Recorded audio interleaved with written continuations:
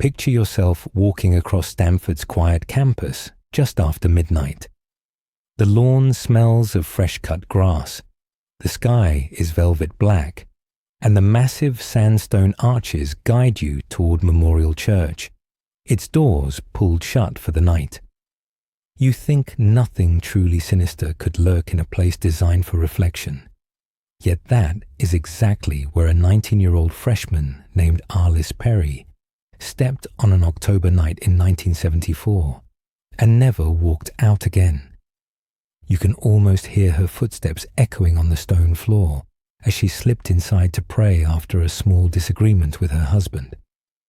Maybe you have done something similar, searching for calm when emotions run high. But instead of sanctuary, Arlis met unimaginable violence. Hours later, a custodian discovered her body near the altar, posed with church candles, the altar cloth, and a sand-filled ice pick still protruding from her head. When news spread, you, like most students, would have felt your stomach drop. Murder inside a chapel. It sounded too twisted to be real. Early reports seized on every lurid detail, because Arlis was posed in ways that seemed ritualistic. Whispers of satanic cults sprinted across campus, faster than facts ever could. You may recognize the pattern. Dramatic rumor spreads, while hard evidence crawls. In the mid-70s, the phrase satanic panic had not yet become household vocabulary, yet fear was already brewing. Journalists hinted that Arlis had somehow challenged devil worshippers in her home state of North Dakota, then been hunted down. The logic was flimsy, but headlines do not pause for nuance, and the public devoured the theory.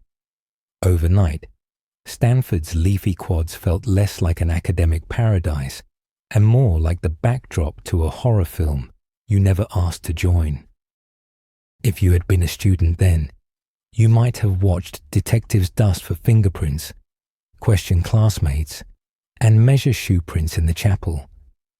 Dozens of tips poured in, some claiming that robed figures holding candles were seen near the church, others insisting a tall man with curly hair stalked Arlis from the dorm. Police interviewed her husband Bruce, her friends, even self-proclaimed psychics, yet each promising lead collapsed. The only physical evidence that truly mattered was biological. Semen left at the scene. In 1974, that meant ABO blood typing and enzyme testing, tools too blunt to single out one person in a crowd. Meanwhile, the nation's appetite for occult stories ballooned. Movies like The Exorcist filled theaters. Talk show guests described secret rituals under the full moon. Arlis's death became a convenient puzzle piece in that larger, terrifying mosaic. Maybe you would have questioned whether any of it was real or simply collective anxiety. Detectives wrestled with the same doubt, but the case file kept growing colder. By the 80s, evidence boxes sat on warehouse shelves, quietly aging along with the investigators who first handled them.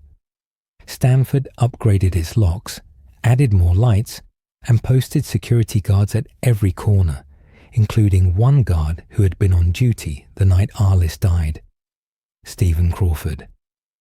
Fast forward to 2018. You carry a phone that can map the human genome faster than an entire lab crew from the 70s. For decades, Crawford had remained a footnote. The person who claimed he found the church doors locked after 1 a.m. and later helped discover Arlis's body. He had been questioned, yes, but never charged. Still, modern detectives knew that time can be an ally when technology evolves. They pulled the preserved semen sample and ran it through a new process called genetic genealogy. You have probably heard of it. Consumer DNA kits that promise to pinpoint your ancestors. Investigators upload crime scene DNA to an open-source database, then look for family trees that branch toward their unknown suspect. Within weeks, the algorithm lit up. The profile matched relatives of Crawford. That meant the guard who had watched the chapel doors was no bystander. He was almost certainly the killer. Suddenly, decades of rumor about robed intruders crumbled. Science, with its cool indifference to gossip, had toppled satanic panic in one clean strike. Detectives secured a warrant and arrived at Crawford's Palo Alto apartment on a summer morning, prepared to swab his cheek and finally, after 44 years, place him under arrest. The ending you might hope for, a confession, a trial, a gavel slam, never came. As officers knocked, Crawford retreated to a back room and shot himself. In that single act, he robbed Arlis's family of direct answers, yet the DNA evidence left little doubt. The semen matched him. His suicide confirmed consciousness of guilt. Within hours, the Santa Clara County Sheriff stood before cameras, announcing the case closed. You could almost feel the temperature drop across campus. A story that had haunted generations of students resolved not with a fiery occult showdown, but with an all-too-ordinary truth. A killer hiding in plain sight, wearing a uniform that signaled safety. So what do you, a 21st century listener, take from this? First, the power of persistence. Cold cases are not frozen. They are simply waiting for the right tool. 44 years would have discouraged most people, yet detectives kept those evidence boxes sealed tight, betting that science would someday catch up. Second, question narratives that lean on fear more than fact. The satanic panic distorted public perception, dragged innocent people through suspicion, and may even have steered investigators off course. When you read sensational headlines today, whether about cults, conspiracies, or shadowy hackers, remember Arlis Perry. Ask what evidence stands behind the drama. Finally, think about campus safety through a sharper lens. You probably trust the security guard who checks your ID at night. Following Crawford's unmasking, universities nationwide re-examined hiring practices and background checks. Technology helps too.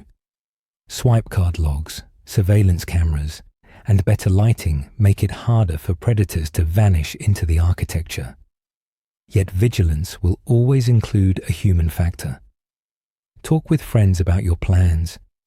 Use an app that shares your location, and if a space feels wrong, listen to that gut-level alarm. Here is the lasting image I want you to carry. A chapel meant for peace became a crime scene, but precision science restored a measure of justice. Even in the darkest corners, data can shine brighter than rumor. When the next mystery crosses your news feed, you will know how to look beyond the whisper networks and lean toward the evidence. That habit, more than any campus alarm or DNA database, is your strongest defense.